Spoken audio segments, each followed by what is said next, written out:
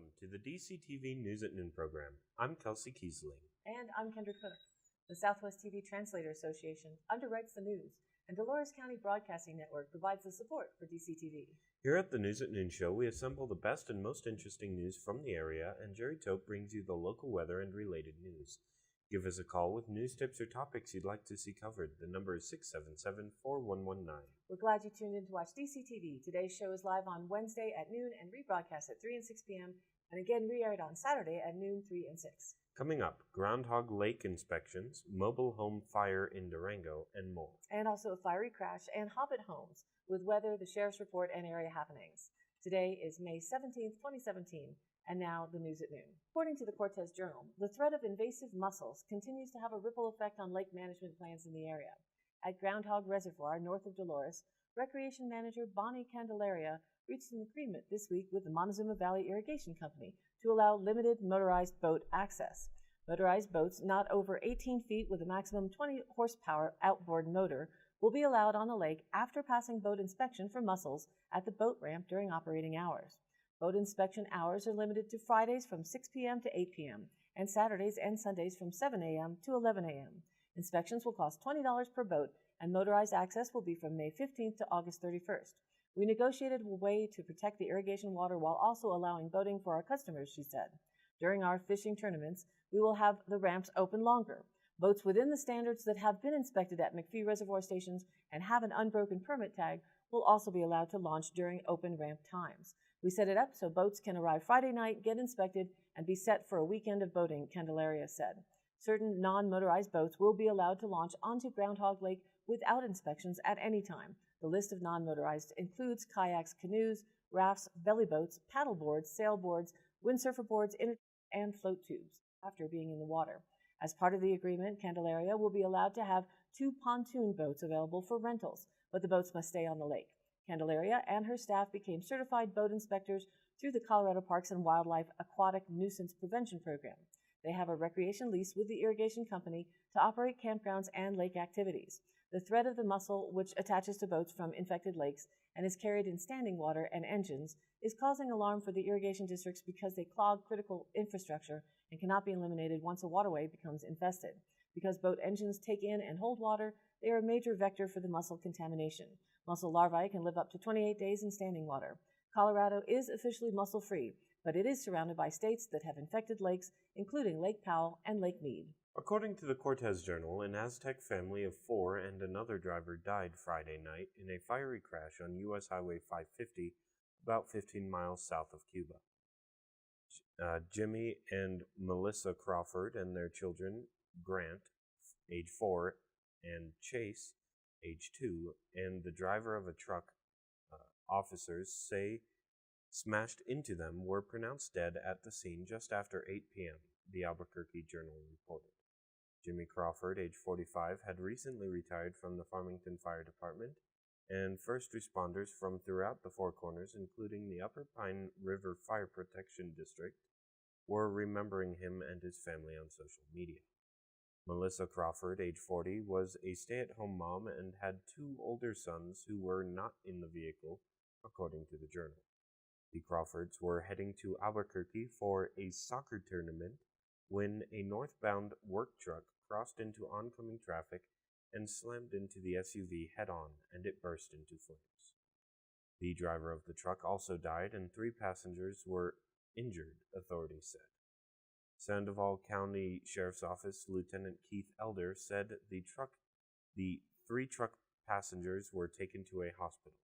Elder said alcohol is believed to be a factor in the crash. A GoFundMe account has been set up to help the Crawford family with funeral expenses. The Durango Herald, a Durango man was advised of his rights and possible charges Tuesday in district court related to an arson investigation at a mobile home park near the Durango Dog Park.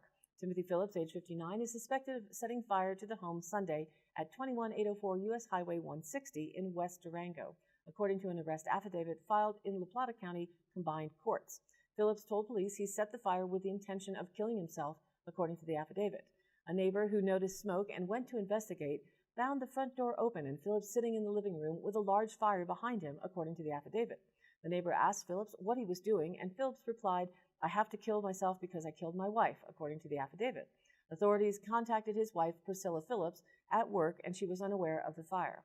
Priscilla Phillips told police her husband was diagnosed with late-onset schizophrenia 2 years ago. Since then, his personality has changed, with him becoming violent and unstable, she told police.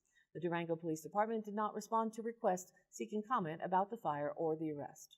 Reported by the Cortez Journal, immigrant detention is now the fastest growing form of incarceration in the United States, an increasingly lucrative business that costs taxpayers $2 billion per year. Its roots reach back to the early 1980s and then President Ronald Reagan's war on drugs and tough on crime laws. The surging numbers of Central Americans fleeing civil war were an easy target for the Reagan administration's focus on illicit drug activity, helping justify the growing use of detention as a means of immigration enforcement. Enforcement picked up steam during the Clinton administration. After 9/11, immigration policy shifted even further from regulations to enforcement, punishment, and deterrence. The result was a growing merger of the criminal justice and immigration systems. Although politically popular, the criminalization strategy came under fire from those working inside the system. In 2008, Heather Williams, first assistant to the federal public defender of Arizona, told the Washington Post that the crackdown on immigrants not only diverted attention from real crimes, it offended basic notions of fairness. Former President Barack Obama claimed to go after felons, not families, but his administration deported more people than any other. Undocumented immigrants without criminal records were detained and deported after being stopped for minor traffic infractions such as broken taillights and jaywalking. Meanwhile, the boom in immigrant detention practices has increased demand for prison companies. Across the West, new detention facilities have emerged in struggling rural communities. Between 1993 and 2013, the industry's profits soared 500%, bolstered by heavy lobbying for increased homeland security spending. To protect their bottom line against changes in immigration laws, private prison companies began including guaranteed minimums in contracts with ICE and with local governments, requiring occupancy rates of 80 to 100%. Today, the government spends more than $5 million per day on immigrant detention, while CoreCivic, formerly the Corrections Corporation of America, and GEO Group have doubled their revenues since 2005. From the Durango Herald out of Washington, D.C., the Senate voted 82 to 14 last Thursday to confirm Robert Lighthizer, Trump's nominee for U.S. Trade Representative. Only 3 Republicans voted against Lighthizer, and Senator Cory Gardner of Colorado was one of them. In a statement, Gardner said, "I could not support Robert Lighthizer's nomination to become the United States Trade Representative because I'm afraid his policies could hurt Colorado's farmers and ranchers. We have to allow our agricultural products to flow to markets around the world and negotiate fair deals that will boost agriculture exports." 2 other Republican senators, John McCain of Arizona and Ben Sasse of Nebraska, and 11 Democrats also voted against Lighthizer. In a letter to Lighthizer, McCain and Sasse wrote, "A constant theme throughout your confirmation process has been your failure to grasp the importance of protecting agriculture in trade negotiations." The Colorado Farm Bureau released a statement supporting Gardner's vote against Lighthizer that said Senator Gardner has proven yet again his commitment to the success of the families that make up Colorado agriculture, our state's second largest industry. Agriculture's success or failure increasingly depends on international trade, and Colorado agriculture is no different. Although Gardner voted against Lighthizer, Gardner said in his statement that he is committed to working with Lighthizer to advance the interests of Colorado's agriculture community. Reported by the Cortez Journal, in campus clashes from California to Vermont, many defenders of the First Amendment say they see signs that free speech, once a bedrock value in academia, is losing ground as a priority at U.S. colleges. As protests have derailed speeches by controversial figures, including an event with Ann Coulter last month at the University of California, Berkeley, some fear students have come to see the right to free expression less as an enshrined measure of protection for all voices and more as a political weapon used against them by provocateurs. When UC Berkeley canceled Coulter's April 27th speech amid threats of violence, it was only the latest example of a speaker with controversial views being blocked from talking. Since the beginning of 2016, nearly 30 campus speeches have been derailed amid controversy, according to the Foundation for Individual Rights in Education. In many cases, speakers have been targeted for their views on race and sexual identity. At Middlebury College in Vermont, author Charles Murray was shouted down by students who accused him of espousing racist views. An event featuring Milo Yiannopoulos at Berkeley was called off after protests over his views on race and transgender people turned violent. In the past year, other speeches have been disrupted or canceled amid student protests at the University of Wisconsin, UC Davis, Brown University, New York University, and DePaul University, among others. Today's students have developed a new understanding of free speech that doesn't protect language seen as offensive to minorities or others thought to be disenfranchised, said Herbst, also a former president of Colgate University, a liberal arts school in Hamilton, New York. He sees it as a generational divide, a notion that's supported by some polling data. A 2015 survey by the Pew Research Center, for example, found that 40% of people ages 18 to 34 supported government censorship of statements offensive to minorities. Only 24% of people ages 51 to 69 agreed. The literary group PEN America has also warned free speech is being threatened at colleges. As students and administrators strive to make campuses more hospitable to diverse student bodies, some have wrongly silenced speech that makes certain students feel uncomfortable, said Suzanne Nozo, the group's director. And now here's our weather report. Showers are likely this afternoon and south winds of 15 to 20, with gusts as high as 30 and a high temperature of 48. Rain and snow showers are likely before 11 p.m. and after 11 there'll be more scattered snow showers. What will snow levels be is the question being asked today, and our latest information says that daytime snow levels will run between 9,000 and 10,000 feet. That level will drop to between 5,500 and 6,500 feet for tonight. Chances are 70% for the day, 60% for evening to midnight, 30% for the night. A freeze watch will be in effect beginning at midnight and going through 10 a.m. This watch will most likely be upgraded to a freeze warning this afternoon, and it's also expected to be repeated for Thursday night into Friday morning. Tomorrow morning, snow is likely before 9 a.m. and rain afterwards. Some thunder is possible with a high near 47. Friday is no longer expected to be clear, as was hoped for earlier this week. This storm system is persisting and not moving out as fast as modeled. So for Friday, there will be a slight chance of afternoon showers at 20%, winds 5 to 10, and high near 52. For Saturday and Sunday, a weak high-pressure system will warm things up into the low 60s. Sunday and Monday may see some possibilities of afternoon showers and thunderstorms. The scope of the system that was reaching from the northern borders to the Gulf area of Texas yesterday, as forecast, has been moving eastward slowly. Southern portions of the system have weakened. However, an area from northern Missouri through Iowa and into Wisconsin is still in for severe thunderstorms, and flash flooding conditions continue. The front fixing to work us over on the western slope will move eastward, where it will keep the central part of the country in a wet pattern once it arrives in that region. The east may expect mostly dry conditions and above normal temperatures, and many locations across the Ohio Valley and mid-Atlantic in the northeast will see afternoon temperatures ranging 10 to 20 degrees above normal this week. Rain and high elevation snows continue for much of the northwest and the Great Basin and the northern and central Rockies. Several inches of snow, possibly up to 12, are possible across the mountains. And winter storm warnings, watches, and winter weather advisories are in effect. Once the upper low reaches the central Rockies on Thursday, the threat for severe thunderstorms and heavy rainfall will continue for portions of the southern plains. Temperatures across the west will also be well below normal, with afternoon highs as much as 10 to 25 degrees below normal. For the DCTV country, temperatures during the days are at a low point in the upper 40s for today and tomorrow. Friday will climb to the lower 50s, and Saturday and Sunday will move through the 60s, with Monday maybe reaching back up into the lower 70s.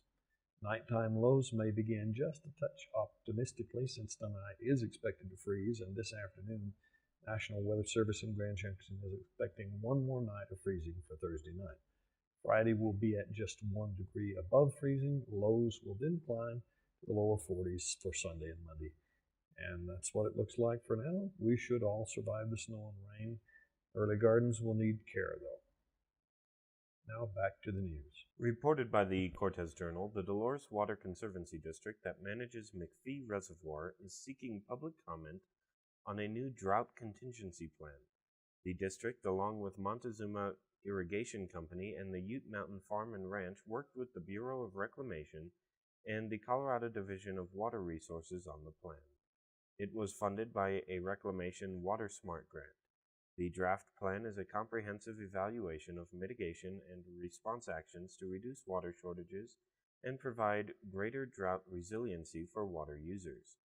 Some of the ideas for drought management include measuring stations within irrigation systems to reduce operational spills, irrigation efficiency improvements, connecting existing irrigated lands near the Ute Mountain Casino to the Rocky Flats Lateral, high-pressure improvements for the Hovenweep delivery system, construction of a new reservoir to increase water supplies for fishery, municipal, and industrial needs, explore pump-back projects from Totten Reservoir into the Toyac Highline Canal, explore a pump-back project from McElmo Creek back to Totten Reservoir, enlargement of Groundhog Reservoir for additional water for use as drought mitigation, assessments of individual instigators' practices to improve efficiencies, funding for cloud seeding programs. To view the report, go to www.doloreswater.com. Prime Minister of Laos has voiced concern over widespread chemical usage on banana plantations due to a Reuters report on Chinese-run farms in Southeast Asia. Reuters reported that the banana boom had brought economic benefits to the impoverished region, but that there was also strong concern regarding the use of chemicals, namely the herbicide paraquat, which is banned in Laos now. The government had already been taking action to tackle the problem, according to Prime Minister Thongloun Sisoulith, who said the government could not overlook this. Since last year, I've ordered a prohibition on renting out more agricultural land for banana plantations to investors because of the damage from chemical contamination, and the use of chemicals had made farmers sick and contaminated water sources. He did not say whether Laos would take action against existing banana plantations. China is the biggest foreign investor in Laos, a landlocked country of 6.5 million people with more than 760 projects, valued at about $6.7 billion, according to Chinese state-run media. Some studies have shown paraquat to be very neurotoxic, with links to Parkinson's disease, and the European Union, though approving the use of it in 2004 after an appeal by 4 member countries, banned its use. The 2004 decision was annulled, and the court stated that the decision to use paraquat was wrong. In the past, the U.S. encouraged Mexico to use it to destroy marijuana plants. Then research revealed that it was dangerous to workers applying it. It can lead to lung damage. Paraquat lung is a pulmonary fibrosis type of condition. It can also cause damage when it touches the mouth, the lining of the stomach, and the intestine, burning holes in these places, and make you sick when it touches your skin. Seizures and vomiting, sometimes vomiting blood, further damage to kidneys, liver, and esophagus as well. If swallowed, it can cause death. It is still in commercial use in our country. Reported by the Cortez Journal, the creations of natural materials builder Brett LeCompte of Dolores are featured in the 2017 architecture book Small Homes, The Right Size by Lloyd Kahn. Several pages display LeCompte's straw bale home on Granite Mesa and 2 hobbit houses he built in Montezuma County. When local fans of J.R.R. Tolkien's book The Hobbit asked him to build a circular hobbit house in McElmo Canyon, he took on the challenge.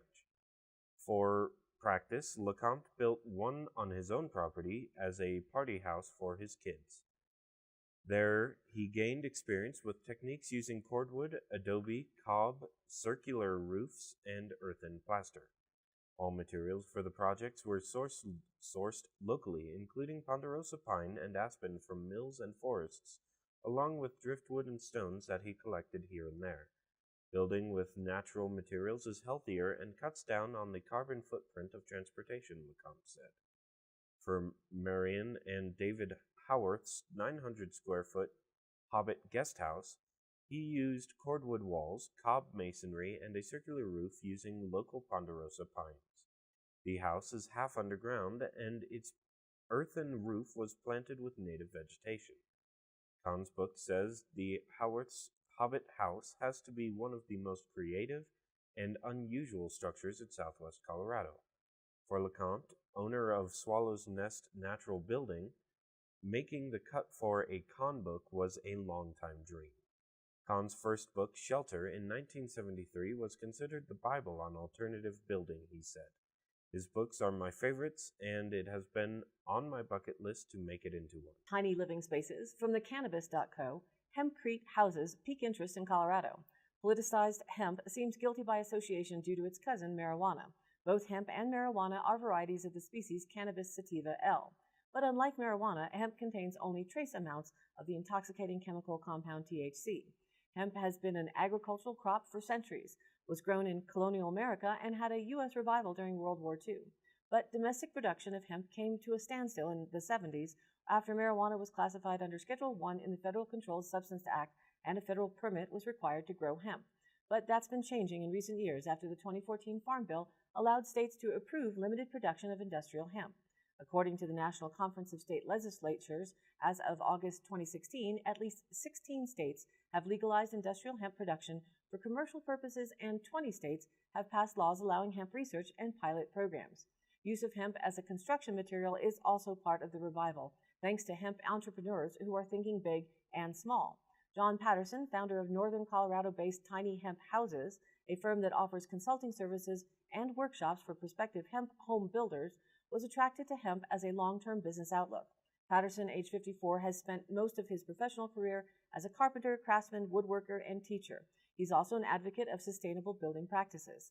5 years ago, he immersed himself in the particulars of hemp-based construction after meeting with Ireland native Steve Allen of the International Hemp Building Association and learning his system for making and using hempcrete.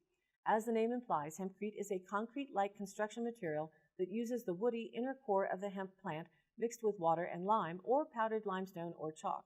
Hempcrete can either be molded into building blocks or, as Patterson prefers, it can be mixed on-site into a slurry and poured into frames in order to create hempcrete walls. According to the National Hemp Association, hempcrete is not only a durable construction material, but is both fire and pest resistant.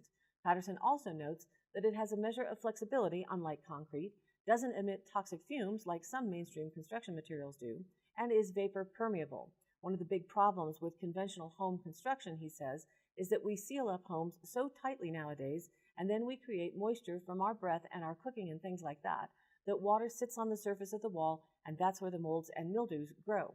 With a hemp lime system, the house absorbs some of that moisture, so it's less likely you'll have mold and mildew with the proper hempcrete recipe. Hempcrete is also a great insulator. He says his walls tend to be a bit thicker than in standard construction, but that he ends up with an R22 insulation rating or the equivalent of a slightly thinner wall insulated with fiberglass. Currently, all the hemp used by Patterson for his tiny home projects comes from abroad. Hemp industry officials say more than $500 million worth of hemp is currently imported into the U.S. annually due to the federal prohibition on cannabis. Patterson says he imports the hemp as loose particles in 30 to 33-pound bags from Europe. One of his tiny homes is usually about 120 to 400 square feet in size.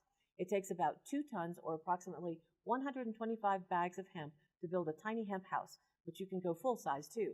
A 1,500 square foot house, or about the size of an average 3-bedroom home, requires around 1,000 33-pound bags of hemp.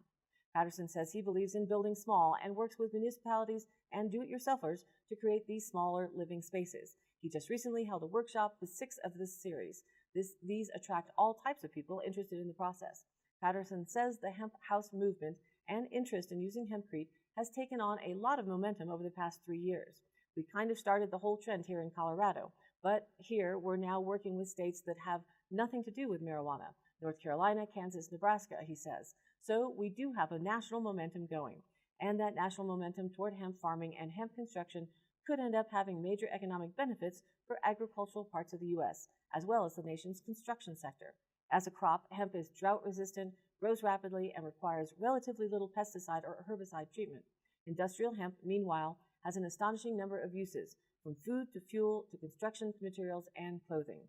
DCTV will continue to follow hemp regulations as the possibility for a hempcrete facility to open in Dove Creek is still in the works. And now for the Dolores County Sheriff's Roundup for the week of May 8th through the 14th. Deputies helped a motorist that ran out of fuel on Highway 491 south of town. Animal Control located a dog that had run off after the recent storm. A transient was given a courtesy ride to the state line. While on routine patrol, a deputy found and removed a large number of branches in the road at the intersection of Highways 141 and 491 that appeared to have fallen off of a vehicle. A deputy gave a pedestrian north of town on Highway 491 a courtesy ride to the county line. 2 dogs at large, 1 Australian Shepherd and 1 Doberman type, were reported in the area of Road 8. A deputy was requested to assist with a family disagreement in town. The situation was resolved with a civil standby. That's it for today's roundup. Stay tuned for continuing updates. And for today's High Canyon Country happenings, Dove Creek's annual Spring Cleanup Day is Saturday, June 3rd. The dumpster is available at the town yard on Saturday from 8 a.m. to 4 p.m. This is a cleanup for town residents only. The following will not be accepted: tires, inner tubes, or other large rubber items, batteries, or any item containing acid, oil, oil-soaked rags, and oil-soaked soil. Large appliances, metal, soil, and any substances considered as hazardous material are also not allowed. The Dolores Public Library will host 2 walks, Friday, May 18th from 1 to 3 p.m., a plant and wildflower walk on the McPhee Overlook Trails, and a guided nature walk along the Dolores River on Friday, May 19th, beginning at 10 a.m. For more information, contact the library at 970-882-4127 or CIRC@doloreslibrary.org, or visit their website at doloreslibrary.org. And the Dolores Four Seasons Greenhouse has emailed that frost alert we heard about in the weather segment. They say that since many of you have begun to plant, they recommend some options to protect your plants. A blanket will keep your plants warm. A sheet or newspaper or a bucket will also do. Make a tent to keep frost off the tender plants. They also offer Harvest Guard product, Insulate cloth, hot caps, Walzo water, and Row Grow as additional products available to help get through these chilly nights. They suggest you avoid using plastic coverings, as that attracts the cold and may harm the plants. And water is another thing to try. If you want to set it between 3 a.m. and 4 a.m. and let it run till the sun comes up, that may help keep the frost away. If plants do show frost, wait a few days to give them time to recover before deciding to pull them up. Don't forget to drain your hoses, bird baths, and the like to keep them from cracking. If you have further concerns, you can call the Four Seasons at 565-8274, and they'd be happy to answer your questions. And here in Dolores County, the Junior Rodeo Series kicks off this Sunday, May 20th, at the Dolores County Fairgrounds, 4 miles west of the town off Highway 491. The event starts with the little ones competing at 9 a.m., and the 12 and up categories begin at 12 noon. If you haven't seen the fairgrounds recently, this would be a good event to check out on a Sunday afternoon and root on your favorite cowboy or cowgirl. All of the happenings are posted on our DCTV News at Noon Facebook page with the embedded YouTube replays, weather, and original stories and local posts. To share your event or information, contact us. It's dcbnnews@gmail.com or call the station 677-4119, and we'll be sure to get your news on air. Thanks for tuning in. This program airs live at noon Monday through Wednesday, then it is rebroadcast at 3 and 6 p.m., and again re-aired Thursday, Friday, and Saturday in the same order at noon, 3, and 6. And be sure to check out our Facebook page. It has all of the links and details with original stories and the video replays. Like us there and share the link. For Kendra Cook, Jerry Tope, and everyone at DCTV with the News at Noon program out of Dove Creek, USA, I'm Kelsey Kiesling. Thanks for watching.